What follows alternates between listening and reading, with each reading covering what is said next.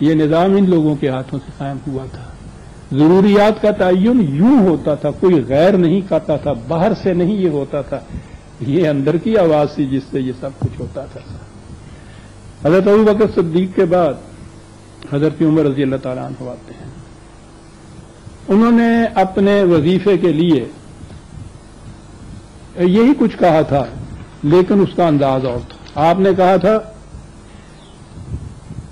کہ میرا وظیفہ کپڑوں کے 2 جوڑے، ایک سردی کا ایک گرمی کا، حج اور عمرہ کے لیے ایک ایک احرام، اور میرے اہل و عیال کے لیے فی کا اتنا کھانا جو قریش کے ایک آدمی کی خوراک ہے، نہ اس سے زیادہ نہ اس سے کم.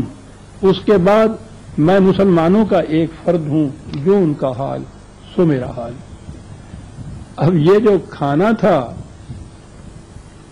قریش کے ایک آدمی کا، اس کا معیار کیا تھا اپنے لیے؟ ایک دن آپ بیٹھے تھے کہ اگر ساریہ کا ایک قاصد تھا، وہ آیا ملنے کے لیے، تو آپ اس کو ساتھ ہی لے آئے گھر. کھانے کا وقت تھا، اندر سے آپ کا کھانا آ گیا، جو کی روٹی، زیتون کا تیل، تھوڑا سا نمک پسا ہوا. قاصد نے تعجب سے کہا کہ آپ جو کی روٹی ابھی تک کھا رہے ہیں، اب تو مملکت میں کچھ گیہوں باہر سے کافی آنا شروع ہو گیا ہے، تو آپ کیوں نہیں کھاتے گیہوں کی روٹی؟ یاد رکھیں، عربوں کے ہاں گیہوں کی روٹی عیش کہلاتی ہے، عیش کے معنی گیہوں کی روٹی. تو آپ نے کہا کہ فرقد کیا خیال ہے تمہارا، مجھے یہ مقصد حاصل ہے یا نہیں کہ میں گیہوں کی روٹی کھا سکوں؟ کہنے لگے بالکل، آپ تو سربراہ مملکت ہیں. کہنے لگے اس کے باوجود میں تم سے پوچھنا چاہتا ہوں کہ کیا آپ مجھے یقین دلا سکتے ہو کہ آج مملکت کے ہر فرد کو گیہوں کی روٹی مل رہی ہے؟ کہنے لگے یہ تو میں نہیں یقین دلاتا. کہنے لگے مجھے یہ یقین ہے کہ آج ہر فرد کو جو کی روٹی ملتی ہے. عمر اس دن گیہوں کی روٹی کھائے گا جس دن اسے یقین ہو جائے گا کہ ہر فرد کو گیہوں کی روٹی ملتی ہے.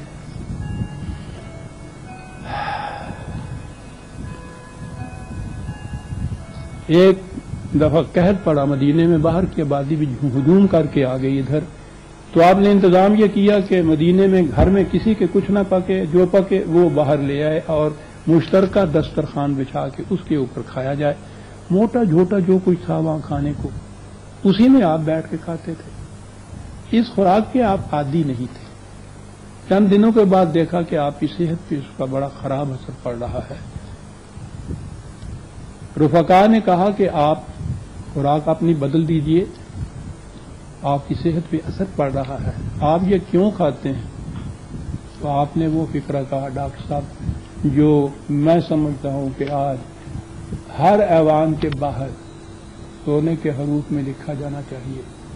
آپ نے کہا کہ اگر مجھ پر وہی کچھ نہ گزرے جو ان غریبوں پہ گزر رہی ہے تو میں ان مشکلات کا ازالہ کس طرح سے کر سکتا ہوں. میں اس لیے انہی جیسا کھاتا ہوں کہ مجھے معلوم ہو کہ اس خوراک سے انسان پہ گزرتی کیا ہے. اس سطح کے اوپر وہ لے آتے تھے اسی کے لیے. اور یہ تو ان کے ہاں کا یہ فکرہ پھر ہماری تاریخ میں نہیں دنیا میں ضرب المثل ہے کہ اگر فرات کے کنارے ایک کتا بھی بھوک سے مر گیا تو عمر سے اس کی بھی باز پرس ہوگی. یہ ہے ٹکڑا کہ باز پرس ہوگی، جس کی وجہ سے یہ صورت تھی کہ دن بھر مملکت کا کام کرتے تھے اور رات کو پھر گشت کرتے تھے کہ براہ راست معلوم کروں کہ لوگوں کی مشکلات کیا ہیں اور ان کا علاج اور ان کا ازالہ کیا ہے. ایک دن اسی طرح سے گشت کرتے ہوئے کہ خیمے کے پاس سے گزر رہے تھے، اندر سے بچوں کے رونے کی کچھ آواز آئی. آپ نے آواز دے کے پوچھا. وہ عورت ایک چولہے پہ ہنڈیاں چڑھائے ہوئے تھی اور بچے رو رہے تھے. تو آپ نے کہا کیا بات ہے، بچے رو کیوں رہے؟ اس نے کہا کہ ان کو 3 دن سے کچھ کھانے کو نہیں ملا. میں نے ہنڈیا میں پانی ڈال کے چولہے پہ چڑھا رکھا ہے اور ان کو بہلا رہی ہوں جھوٹ موٹ کہ کچھ وقت کے لیے شاید روتے روتے سو جائے. تو آپ نے کہا کہ یہ 3 دن سے تمہیں کچھ نہیں ملا کھانے کو، تو تم نے خلیفہ کو اطلاع دی اس کی؟ اس نے کہا کہ یہ میرا کام نہیں ہے کہ میں خلیفے کو اپنی اطلاع دوں، یہ خلیفے کا کام ہے کہ وہ معلوم کرے کہ امت کے ہر فرد پہ کیا گزر رہی ہے، میری غیرت اس کا نہیں کرتی۔ بہت اچھا۔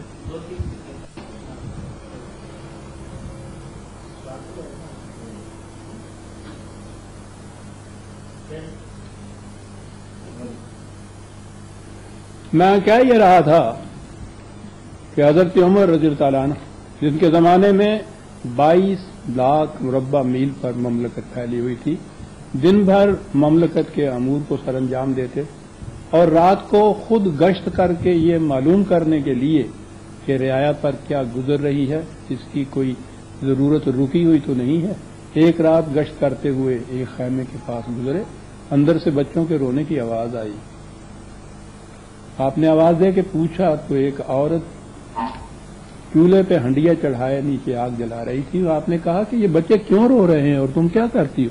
انہوں نے کہا کہ انہیں 3 دن سے کھانے کو کچھ نہیں ملا، میں نے ہنڈیا میں پانی ڈال کے جھوٹ موٹ چولہے پہ چڑھا رکھا ہے کہ یہ کچھ بہلے رہیں اور شاید اتنے میں روتے روتے سو جائیں۔ تو آپ نے کہا کہ 3 دن سے نہیں کچھ کھانے کو ملا تو تم نے خلیفۃ المسلمین تک اطلاع پہنچائی؟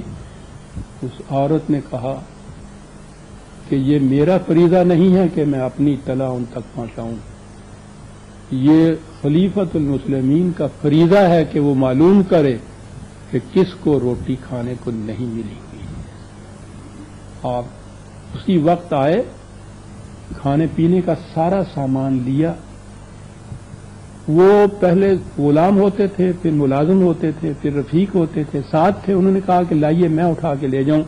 کہا کہ اسلم نہیں، یہ معاملہ یہاں کا نہیں ہے، جو بات اس نے کہی ہے خاتون نے وہ تو جا کے قیامت میں خدا کے ہاں پیش ہوگی، یہ بوجھ مجھے خود ہی اٹھانے دو، شاید اس سے ہی وہ جرم میرا اس کا ازالہ ہو جائے جو 3 دن تک بچوں کی بھوک سے میرے اوپر عائد ہوا ہے۔ اور شام کی بوڑھیا جو تھی، شام کے صحرا کی، شام کے سفر سے جب یہ آئے ہیں تو یہی انداز وہاں تھا، صحرا میں ایک خیمہ یا ایک کٹھیا سی تھی، وہاں سے بھی گزرے، دیکھا تو ایک بوڑھیا وہاں ہے، پوچھا کہ بوڑھیا تمہیں کچھ پتا ہے عمر کا؟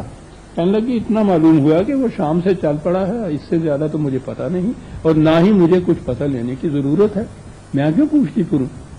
کہنے لگے کیوں، تمہیں ضرورت کیوں نہیں؟ کہنے لگے اس نے آج تک میرے متعلق کچھ نہیں پوچھا، میں اس کے متعلق کیا پوچھوں؟ کہنے لگے کہ عمر مائی تم نے عمر تک کوئی اطلاع پہنچائی؟ اس نے یہ بات کہی تھی جو میں ابھی عرض کر رہا تھا کہ اگر عمر خدائے خبیر و بصیر کی صفات کے مطابق تمام مملکت کے افراد کی خبر نہیں رکھ سکتا تو اسے خدا کے نام پر مملکت کرنے کا حق حاصل نہیں ہے۔ حضرت عمر اس واقعہ کو دہرایا کرتے تھے اور زار زار رویا کرتے تھے کہ معلوم نہیں کہ یہ جو جرائم سرزد ہو رہے ہیں اس کی بازپش سے میں کس طرح چھوٹ سکوں گا۔ یہ تھا وہ نظام ڈاکٹر صاحب جس سے فرق مٹا دیا تھا امیر اور غریب کا، وہاں بھوکا کوئی نہیں ہوتا تھا۔ اور وہ جو کہتے ہیں کہ صاحب جرائم کوئی نہیں اس زمانے میں ہوتے تھے، اس لیے نہیں ہوتے تھے کہ وہاں کوئی بھوکا نہیں ہوتا تھا۔ وہ واقعہ مشہور ہے تاریخ کا، ابن ابی بلتا ان کے ملازم، انہوں نے کسی کی اونٹنی چرا کر ذبح کر کے کھا لی، مقدمہ پیش ہوا، اعتراف جرم کیا، سزا لازم آ گئی۔ آپ نے کہا کہ مجھے پہلے پوچھ لینے دو انہوں نے ایسا کیوں کیا تھا۔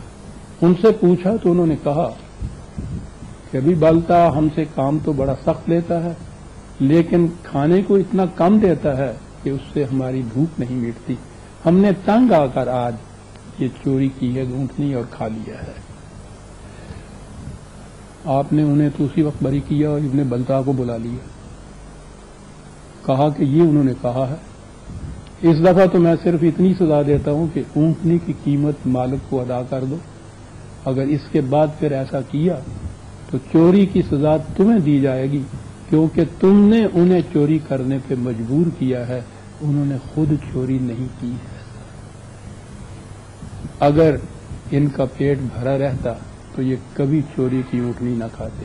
تو یہ جو راز ہے کہ اس زمانے میں کوئی इस किस्म के जरायम नहीं होते थे, उसकी वजह ये थी